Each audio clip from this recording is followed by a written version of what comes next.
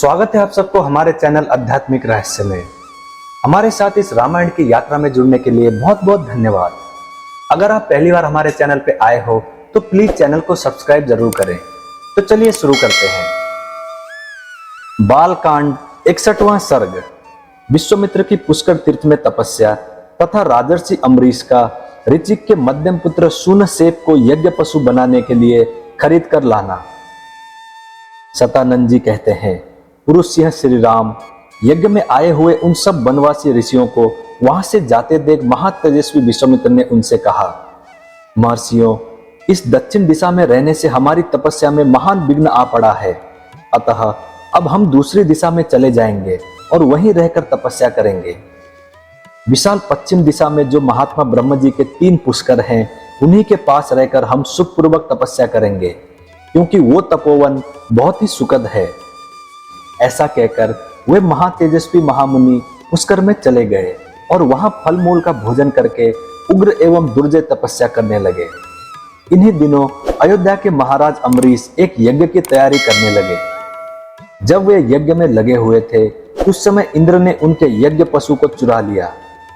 पशु के खो जाने पर पुरोहित जी ने राजा से कहा, राजन, जो पशु यहाँ लाया गया था वह आपकी दुर्नीति के कारण खो गया। नरेश्वर, जो राजा यज्ञ पशु की रक्षा नहीं करता उसे अनेक प्रकार के दोष नष्ट कर डालते हैं। पुरुष प्रवर, जब तक कर्म का आरंभ होता है उसके पहले ही खोए हुए पशु की खोज कराकर उसे शीघ्र यहाँ ले आओ, अथवा उसके प्रतिनिधि रूप से किसी पुरुष पशु को खरीद लाओ। यही इस पाप का महान प्रायश्चित है।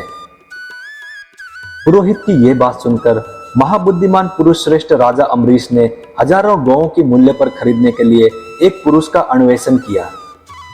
तात रघुनंदन विभिन्न देशों, जनपदों, नगरों, वनों तथा पवित्र आश्रमों में खोज करते हुए राजा अम्बरीश भृगुतुंग पर्वत पर पहुंचे और वहां उन्होंने पत्नी तथा पुत्रों के साथ बैठे हुए ऋचिक मुनि का दर्शन किया।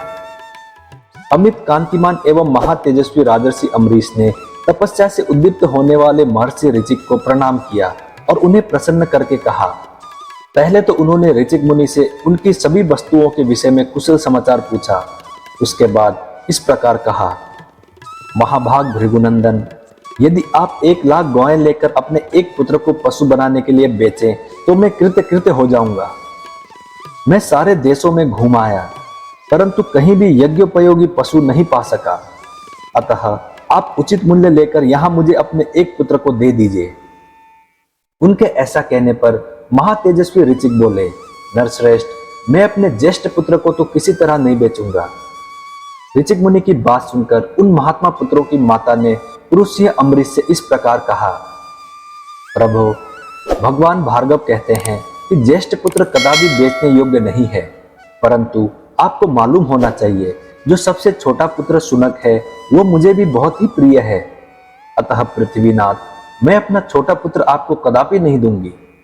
नरश्रेष्ठ, प्राय जेठे पुत्र पिताओं को प्रिय होते हैं और छोटे पुत्र माताओं को, अतः मैं अपने कनिष्ठ पुत्र की अवश्य रक्षा करूंगी।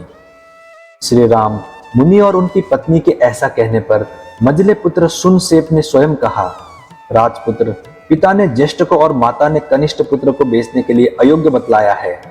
अतः मैं समझता हूँ इन दोनों की दृष्टि में मझला पुत्र ही बेचने के योग्य है, इसलिए तुम मुझे ही ले चलो। महाबाहु रघुनंदन, ब्रह्मवादी मझले पुत्र के ऐसा कहने पर राजा अम्बरीश बड़े प्रसन्न हुए और 1 करोड़ स्वर्ण मुद्रा, रत्नों के ढेर तथा 1,00,000 गौओं के बदले शूनसेप को लेकर वे घर की ओर चले। महातेजस्वी महायशस्वी राजर्षि अम्बरीश शूनसेप को रथ पर बिठाकर बड़ी उतावली के साथ तीव्र गति से चले। इस प्रकार श्री वाल्मीकि निर्मित आर्ष रामायण आदि काव्य के बालकांड में 61वां सर्ग पूरा हुआ। मैं उम्मीद करता हूं श्री राम जी आपकी सारी मनोकामनाएं पूरी करें। जय श्री राम, जय हनुमान। अब मिलते हैं अगली वीडियो में।